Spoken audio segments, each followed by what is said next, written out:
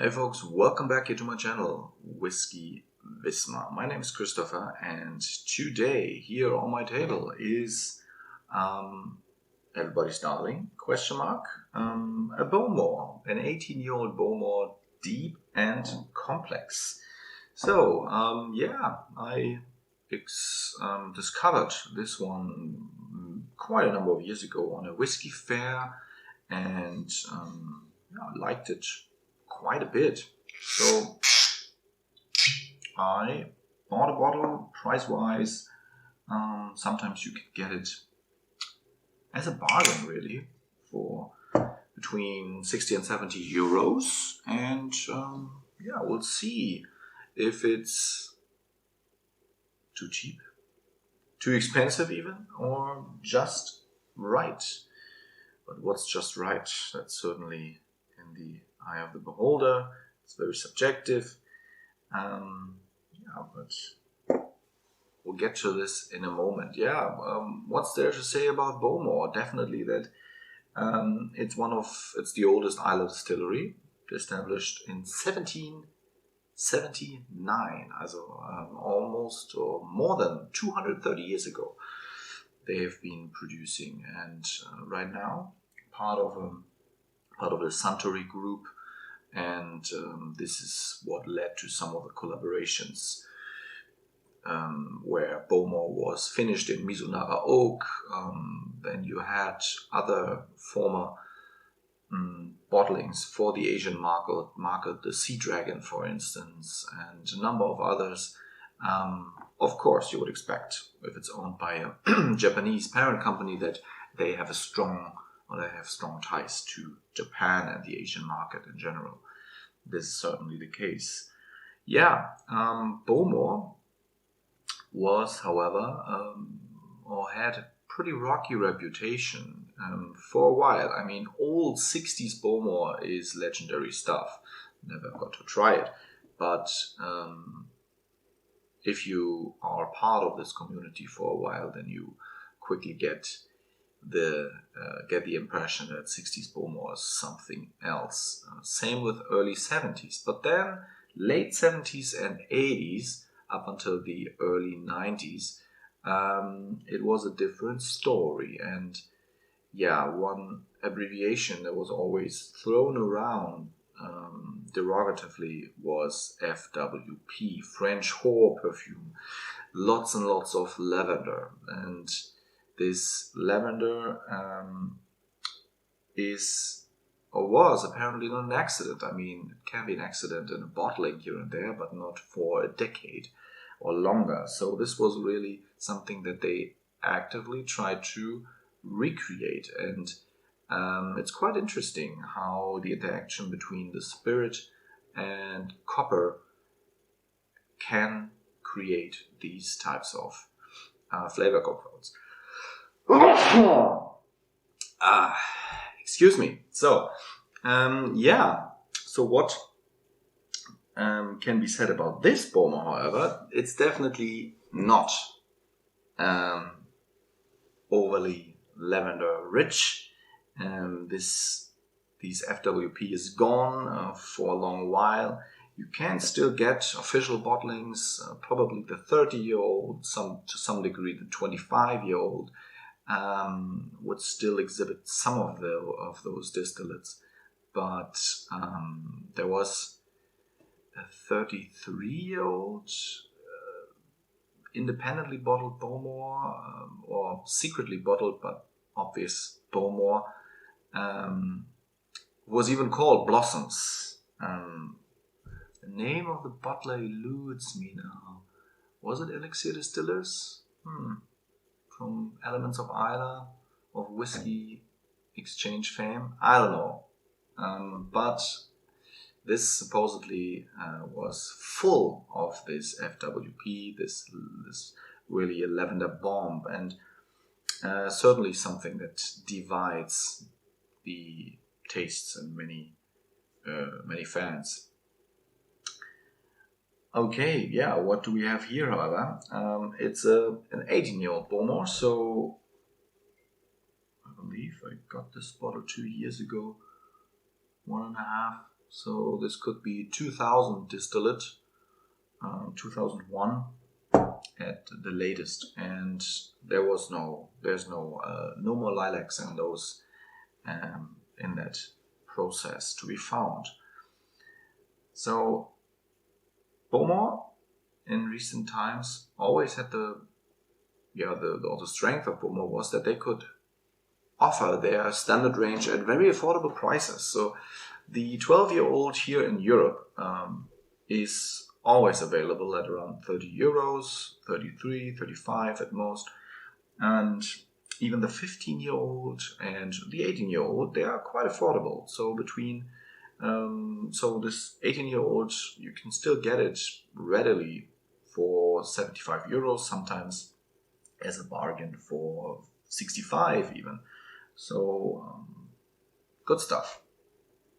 And they had enough supply of casks that they could even split up their standard range into a standard 18-year-old that is already quite sherry forward, and this one over here that's very sherry rich. So you can see the color, very dark, deep amber, and the specialty of this 18-year-old is you can see it in the subtext, deep and complex, richly matured in Oloroso and Pedro Jimenez sherry casks. So this is why it's a little darker than the normal 18-year-old, but there's a big but.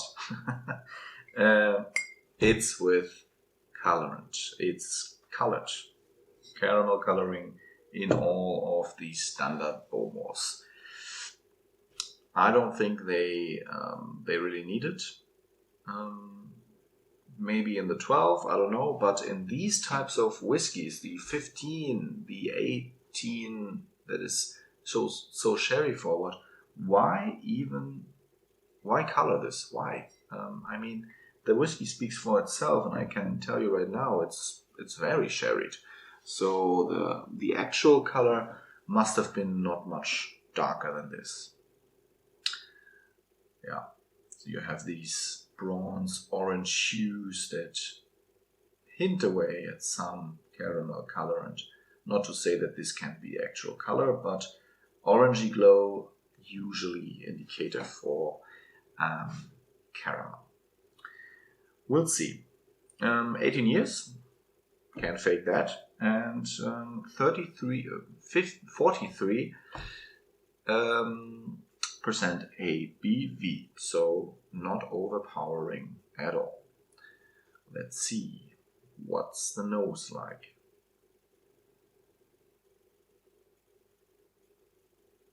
Sweet, mildly peaty. Bowmore, after all, has always a moderate peat smoke, not to be very distinguishable from the heavy smokers, the stinkers from Isla's south coast.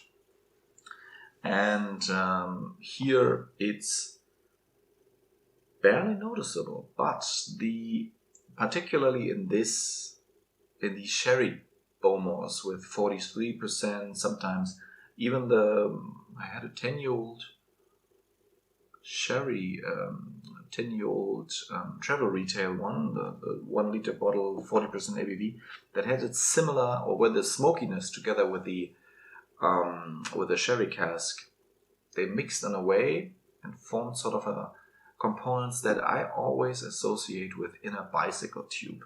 So rubber. Can be off-putting, I guess. I showed it to a friend. I gave it, I let a friend taste this as well, and he didn't like it at all. In a bicycle tube, yeah. It fits quite well. But then overall, it's very sweet, not very oaky, but deep and complex. So the complexity comes with the smoke, the slight smoke, and then when it mingles with the dried fruit, caramel, honey, yeah, dates, figs, blueberries.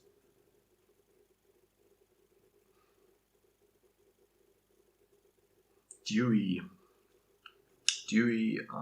black forest fruit.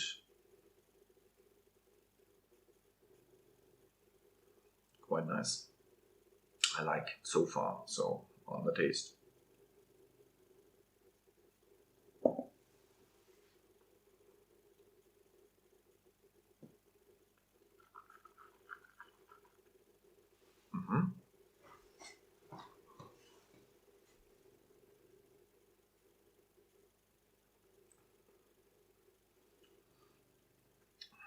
The arrival is as gentle as you'd expect from a 43%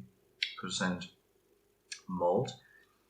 It is not overpowering, but somebody who is very used to cask strength whiskey would be, I wouldn't say disappointed, but I certainly can see why somebody would say this is weak.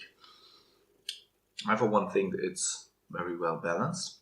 It's a very approachable whiskey and very, very, very fit for a beginner. I always cringe a little when somebody suggests really bland introductory malts for somebody who's new to whiskey. I can see that 40%, 43 at most, should be, maybe 46, depends, should not be exceeded. You don't recommend a cask strength whiskey to a newbie, but they should be bland. They should be expressive and bold and really in your face. This is what you remember when you first taste it as somebody who's new to whiskey, and this certainly fits the bill. The smokiness, or this inner bicycle tube from the nose, completely transforms to actual smokiness. Really straight but moderate peat aromas, peat flavors, and they are what you expect from this moderately peaty distillate that Bowmore produces. Overall, on the taste, also quite sweet, lots of honey and caramel flavors, but all this dark fruitiness that sort of transforms as well, together with the smoke, to a little bit of shortbread, German Christmas cookies with lots of spice in it, so spiced cookies, as well as still those black forest fruits, so those dark berries, blueberries, blackberries. Doesn't have any outliers, so you don't all of a sudden smell cucumber in this or something, or rusty nails, I don't know. It's a very composed malt. It's concocted, but not in a bad way. It's the casks for this are well chosen. I think, my impression.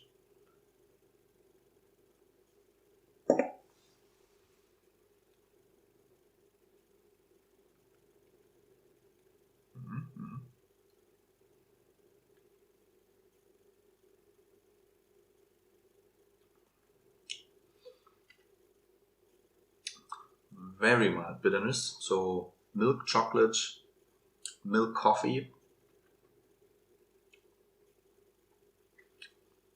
the slightest of tingling from the alcohol and the oak. The oak overall is there's not much tannin. There are not many tannins in this, so I don't think they used any European oak in this mix, in this vatting. But yeah, the casks were good. It was good. Probably American white oak, rejuvenated and filled with PX and Oloroso sherry. I'm actually not sure if it's fully matured in